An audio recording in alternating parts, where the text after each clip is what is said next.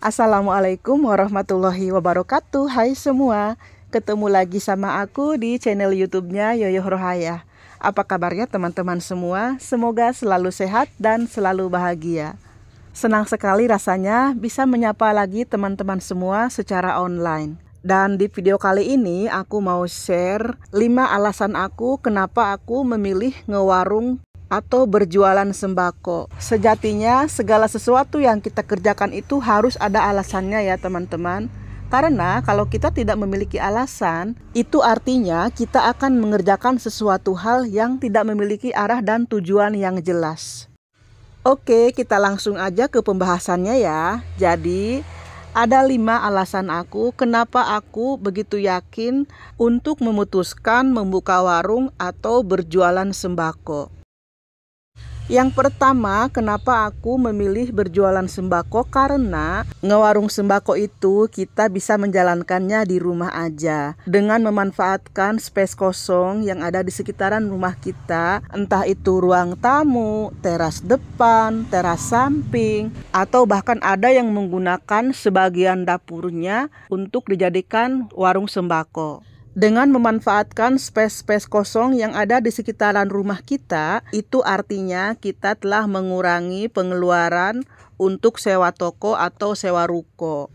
Kemudian alasan yang kedua kenapa aku memilih ngewarung sembako, karena dengan ngewarung sembako kita bisa bekerja sambil mengerjakan pekerjaan rumah seperti memasak, beres-beres rumah, dan bahkan momong anak kita. Lalu alasan ketiga kenapa aku memilih membuka warung sembako adalah karena dengan kita memiliki warung sembako di rumah, kita bisa mendapatkan semua kebutuhan dapur dari toko sendiri tanpa harus pergi keluar untuk membelinya ke toko orang. Selama ini yang aku rasakan ya teman-teman, ketika aku memiliki toko sendiri, setiap aku ada kebutuhan dapur seperti gula, tepung terigu, ataupun bahan-bahan lainnya, aku tidak harus pergi ke toko orang lain untuk membelinya karena di toko sendiri udah tersedia. Kemudian alasan keempat kenapa aku membuka warung sembako, karena aku ingin memiliki penghasilan sendiri. Jadi begini ya teman-teman, khususnya ini untuk emak-emak ya. Pernah enggak sih kalian merasa begitu ingin sekali memiliki sebuah barang? Misalkan contoh tanpa sengaja kita melihat sebuah promosi alat-alat dapur yang semakin hari menurut aku semakin banyak ragamnya ya, cantik-cantik, bagus-bagus, imut-imut, atau misalkan kita ingin sekedar membeli daster gitu, atau pernak-pernik hijab atau apalah kebutuhan pribadi kita ya teman-teman. Kita kan kadang-kadang sungkan ya untuk membelanjakan uang suami, tapi ketika kita punya penghasilan sendiri, maka kita bisa membeli barang-barang itu dengan uang kita. Selain itu, apabila kita punya penghasilan sendiri dan toko kita sudah maju, maka kita juga bisa membantu perekonomian keluarga. Berdasarkan pengalaman, apabila toko kita sudah maju dan berkembang, maka penghasilannya melebihi kebutuhan kita sehari-hari. Dan itu sudah aku rasakan. Dengan hasil dari toko sembako, aku bisa menabung, berinvestasi, dan bisa bersedekah atau memberikan hadiah kepada saudara tanpa kita harus meminta izin dulu kepada suami.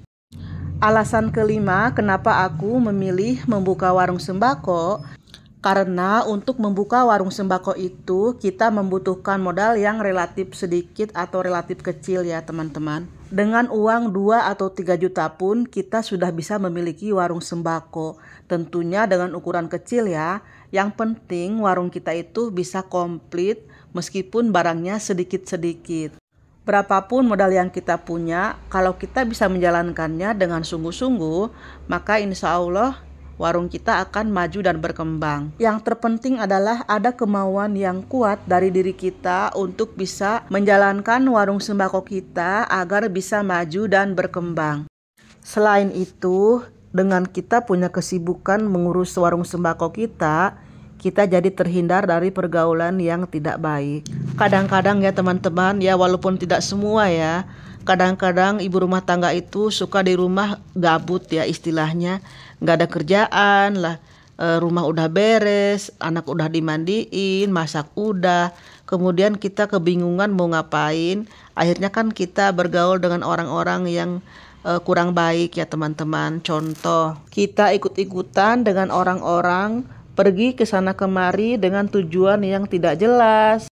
Kadang-kadang kita juga ikut-ikutan dengan gaya hidup mereka yang sebenarnya kita tidak sanggup untuk mengikutinya. Akibatnya kita akan menguras keuangan keluarga. Daripada kita pergi ke sana kemari dengan tujuan yang tidak jelas atau ngalor ngidul dengan tetangga, mendingan kan kita punya kegiatan di rumah, menyibukkan diri untuk hal-hal yang positif dan kita mendapatkan hasil berupa keuntungan-keuntungan yang dapat memenuhi kebutuhan kita. Nah, sekian dulu videonya ya teman-teman. Terima kasih sudah menonton. Sampai jumpa di video berikutnya. Tetap sehat, tetap semangat, dan tetap bahagia. Wassalamualaikum warahmatullahi wabarakatuh.